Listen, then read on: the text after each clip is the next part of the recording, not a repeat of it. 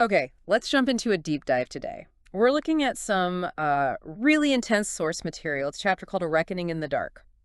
Yeah, and it's not just a simple story, is it? It's like this snapshot of a super tense situation, lots of players, hidden threats. Things seem to be changing constantly. Exactly. So, our mission here is to sort of unpack all that complexity. We want to pull out the key events, what the characters are doing, the conflicts, basically help you understand what's really going on based only on what this chapter tells us. And it throws us right in, doesn't it? The source starts with this character, Patrick. He's watching someone named Jack on a screen, and Jack looks like he's in, well, immediate trouble. What's really striking is how fast Patrick reacts. He sees this threat, names Ivan and Vlad specifically, but his first move isn't jumping in himself. No, he makes a secure call to someone they just call Godmother. And the report is blunt. Ivan and Vlad are there making threats. Ah. But then Godmother's reaction. That's our first real clue about her. Right. Zero panic. It's actually kind of unnerving how calm she is. She just gives an order. Bring both of them to me. Just like that. It screams authority, you know? Definitely. And when Patrick brings up Jack, her take is interesting. She says she wishes Jack had come to her first. Implying she could have handled it maybe better, safer for him. Possibly. And she's very clear. Keep Jack in the dark about this whole thing. And there's that line, something about her old life haunting her, but not how she expected. What do you make of that? It slipped in there, isn't it? In the middle of this crisis. Suggests some deep history, maybe connected to Jack, maybe to this whole situation. It adds a layer. Patrick seems to get the need to protect Jack, but her instruction is firm. Yeah. Stick with the plan I gave you earlier. So this is an improvisation. This crisis is being managed within some kind of existing strategy. Okay, so while that's happening, the source cuts away. Different scene. Godmother's at an airstrip. Looks like she's about to board her jet. And Jessica arrives. Seems ready for orders. Godmother takes off her sunglasses, says things are getting more interesting. And gives Jessica a job. A critical one, apparently. Yeah, but maybe not what Jessica expected. The task is inform Richard about the situation. And Jessica's reaction is pretty telling. She asks if she's been demoted, like to a messenger. You can almost hear the eye roll. But Godmother shuts that down fast. Says it's actually one of the most important tasks right now. And she mentions Richard, how he remains a mystery to his enemies. That phrase really stands out. It suggests he's important, but maybe also vulnerable. And then Godmother leaves in a car, letting Jessica use the plane. So you see Godmother managing multiple things at once, directing the capture, but also Right. opening this other communication line through Jessica to Richard. It hints at a wider network. Definitely a network. Back near Jack, things are getting tense again. Patrick's watching, and Claudia notices he's uneasy. He just repeats Godmother's orders, right? Stick to the plan, bring them in, like he's stealing himself. Just as things are about to get complicated from the outside. Right on cue. Yeah. Sheriff Clank arrives at Jack's apartment. A neighbor called about noise, the source says. So Jack has to deal with local law enforcement now. Tries to play it cool, says he was just moving stuff. The sheriff seems suspicious, though. Notes Jack's expression. But Jack opens the door, shows him nothing's obviously wrong, and the sheriff eventually leaves. Patrick and Claudia probably breathe a little easier for a second there. But then the source jumps forward. 5 hours. And that's when the black SUV pulls up. Not at Jack's, but at the police station. Uh-huh. And out step two guys. FBI, agents Martin and Vern. No messing around. They ask for the sheriff straight away. He comes out, seems wary, checks Martin's badge. Asks if there's some violent criminal he needs to know about. But they cut him off. They ask about the incident at Rickson's residence. That's Jack. The sheriff confirms he was there, and then the FBI drops this really weird directive on him, Yeah, basically. Stop responding to calls about Rickson. which is not normal. They say something is happening, they've got things in motion, and, crucially, They don't want to alert anyone, but they also admit their own presence is probably doing just that. exactly.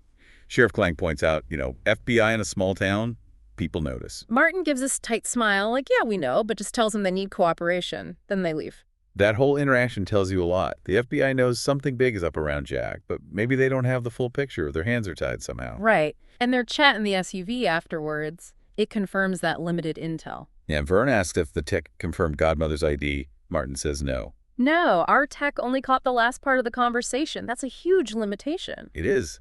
And they also mentioned they can't loop in the NSA right now. Why not? Jurisdiction? Tech limits? Some specific operational reason? We don't know. But the really fascinating part is their actual target. Vern wonders why they aren't focusing on Vlad after the disturbance call. And Martin clarifies, that's not the objective. We want GM. GM, godmother. He calls her elusive and unknown. Even the FBI is struggling to pin her down. They want the person pulling the strings, not just the guys on the ground. And their plan to catch her is, well, it's counterintuitive. They decide to stop watching Jack. Right. Martin figures constant surveillance just tips him off that something's up. By pulling back. They leave him guessing. They hope that uncertainty makes someone make a move, gives them more intel later. Martin literally says, we're done here. Tells Vern they're heading back to D.C. Vern calls the strategy devious, leaving everyone wondering what the FBI knows or is doing. Yeah, it's all about creating confusion to see what shakes loose. Okay, so the FBI pulls back deliberately. Meanwhile, Patrick and Claudia see the SUV leave. And Patrick says the word for the plan now is excitement. Claudia mutters something about him being a bad influence. Adds a bit of dark humor there. But then she has something more serious. Why are Ivan and Vlad still hanging around? And Patrick's answer is chilling. It really ups the stakes. He says they want to kill anyone who gets close to Jack. Wow. Not just Jack himself, anyone associated with him. Claudia calls that curious. And Patrick agrees. It's beyond just targeting Jack. It feels punitive. Or maybe about sending a message. So, okay, plan's on, FBI is gone for now, and Ivan and Vlad are basically a threat to Jack's entire orbit. Then Patrick spots them. He sees them move away from their car, calls Claudia over, quick thinking. He slips under their car, plants a small device. Claudia pulls up in her truck. She seems to notice something. The source isn't clear what. Yeah, but Patrick reacts, whispers to her, don't be surprised Jack is here. Stay calm. So even if we don't see Jack right then, Patrick thinks he's close by, adds another layer of risk. Then the plan goes off. Ivan and Vlad get back in their car, start it up. And Patrick triggers the device. Smoke starts pouring out, just like they planned. Throws him right out of the car to see what's wrong. And that's the moment. Claudia moves in fast, injects Ivan with a sedative. Patrick gets Vlad. Quick and clean. Both go down, unconscious. Then it's about moving fast. Patrick gets Vlad in his car. Claudia gets Ivan in her truck. Patrick mentions they got lucky no one saw us. But Claudia's reply is odd. They were too busy with other things. What things? It's cryptic. Very. Suggests maybe there was other activity nearby, like Patrick suspected earlier, unseen stuff happening. Okay, so they drive off. Patrick leads, finds an empty spot, pulls over. They transfer the bodies into trunks, secured for the longer drive. The source is a bit fuzzy on exactly which trunks, but they're hidden. And Patrick gives Claudia coordinates, tells her to go straight there, but he's not going with her. No, he suspects they might have picked up a tail or there's something else lurking. He's going to double back, drive separately, make sure the coast is clear. Smart precaution. Claudia agrees, estimates it's about a 2-hour drive. They split up. So Claudia's heading to the destination. Patrick loops back towards Jack's place, doing his sweep. And guess who he spots? The FBI SUV, again, parked nearby. So Patrick keeps his distance, parks, pretends to be on the phone just watching them. The AGs see him. And the source tells us the FBI interprets this exactly as they'd hoped. Right. Martin sees Patrick checking if they're watching him or Jack. Their whole pullback and confused strategy worked from their perspective. They confirm again, we're done here, heading to D.C., and they actually leave. So their withdrawal was real, at least for now. Adds another layer of misdirection to the whole thing. Patrick waits, make sure they're really gone this time.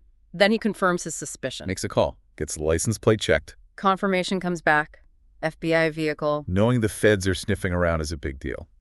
So Patrick takes another precaution. Uses an old phone, probably untraceable, to call Claudia. Warns her the FBI is lurking around, tells her be careful. She acknowledges, keeps driving. It just shows the constant need for operational security. Okay, fast forward about 2 hours. Claudia's getting close to the destination. The source describes it as having buildings, but no cars visible outside. Feels isolated, hidden. She uses a headlight signal. Specific pattern. Flash once, then 3 times, and once more. And a man appears.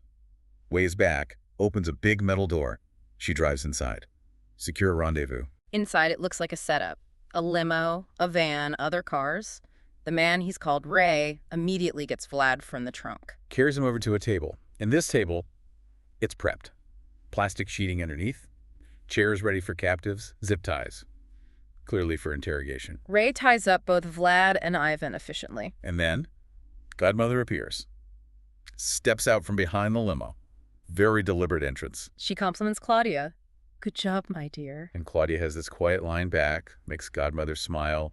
And you're still as elusive as always. Gives you a little flavor of their dynamic. Godmother introduces Ray properly then. Godmother walks to the table, nods to Ray. He hands over a syringe Both Claudia and Ray inject the captives. to wake them up. And the second they start coming around, Vlad just explodes, threats against Godmother, her family, pure rage. But Ivan, he's different. He's scanning a room, assessing Godmother, taking it all in, much more controlled. Godmother ignores Vlad completely, just signals Ray. Who tapes Vlad's mouth shut, mid-threat, done. Then she focuses on Ivan. Yeah. Calls him the smartest of the two. Gets right to the point. Why the focus on destroying Jack? Ivan's answer is short and chilling. Following orders. So confirms they weren't the masterminds. Whose orders? Ivan looks at Vlad, then back at Godmother. A ghost. Godmother tries to press him for a name, says she knows a few ghosts, but Ivan won't bite. He says the ghost has no name. And the reason, it speaks volumes about who they work for. If I tell you he'll kill my family. That level of fear, it overrides everything else. Godmother dismisses it as nonsense, but then she reveals something she knows. Her network tracked Jack since he killed Oscar, one of your men. Ah, so there's the link. Yeah. Oscar's death is the trigger for this whole thing from their side. Then Godmother makes an offer, a huge one. $50 million, and you leave Jack alone. Ivan even checks if it's monthly. Godmother laughs that off, says she's not that foolish, one-time payment. But Ivan refuses. Yeah. Flat out. And the reason is the same. My boss terrifies me. Refusing $50 million because you're that scared of your boss, that tells you everything about the power dynamics here. Absolutely. Fear is the currency, more than money. Yeah. And that refusal, it seals their fate. Godmother's whole demeanor shifts. The calm negotiator is gone. She tells Ivan, you just cost your boss $50 million and Vlad's life? Pulls a gun. Shoots Vlad twice. Chest. Just like that. Brutal. Efficient. Ivan just stares at Vlad's body. Then he looks at Godmother. You just declared war on us. But Godmother flips it. No, she says. You and your bosses declared war on me. She's positioning this as a response, not an escalation on her part. She nods to Ray. Ray cuts Ivan's ties. Ivan, fueled by rage probably, lunges at Godmother. Doesn't get close. Ray intercepts him, snaps his neck. Instant. Ivan's gone too. And Godmother. She stays calm, even lets out a little chuckle, glancing at Claudia. Claudia, who just watched all this, says quietly, it's not over, is it? And Godmother confirms, no, something else is about to begin. She explains why she thinks that. Ivan's authority, the fact he could even discuss a $50 million deal, tells her this isn't some small-time operation. Right. It points to something bigger is on the horizon.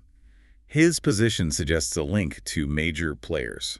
She also says she knew what Ivan meant by ghosts. It's a known term in her world, apparently, and she's realistic. It's going to get messy before it gets better. Then, clean up and next steps. Godmother gives Claudia a new job, working with someone named Freely, tells her they'll be in touch. And tells her to take a specific white sedan, not her own truck. Because that sedan will be destroyed, erasing traces. As Claudia leaves, two guys from the van move towards the bodies, the cleanup crew. Godmother and Ray leave too, in a hidden car. And in the car, Ray asks the question we're all thinking. What don't I know? And Godmother reveals something huge. She suspects she might not be the only powerful hidden player involved here. Someone, she says, is using the killing Oscar specifically to start a war. But even her network doesn't know exactly who or how. That's alarming. Ray asks why they didn't push Ivan harder for info. Godmother thinks he just didn't know the full picture. Based on his limits, his authority, he was a tool, not the architect. Ray starts to say something about containing the situation. But Godmother cuts him off. Her final line as Ray drives away fast is just stark. Now, it is me for war. Wow. Okay, so this deep dive into a reckoning in the dark, it really maps out a rapid escalation, doesn't it? Absolutely. Starts with a threat to Jack, triggers this calculated response from Godmother using her network, her people. We get that glimpse of the FBI aware, targeting GM, but hampered by limited intel and using deception. And the core is that capture and interrogation. Learning about the ghost boss, the connection to Oscar's death. And that refusal of the $50 million, driven purely by fear, leading directly to those brutal executions. Yeah, the chapter ends not with things calming down, but with Godmother explicitly declaring war, recognizing the scale of the threat and meeting it head on. It paints this picture of a hidden world, you know? shadowy figures operating completely outside normal rules, personal histories driving big strategies. And how one event, Jack killing Oscar, could ripple out and become the catalyst for this Yeah. war between unseen powers. Which leaves us, based just on this source, with so many Oh, questions. yeah. Who is the ghost boss? Mhm. Who exactly is Godmother? What's her old life about?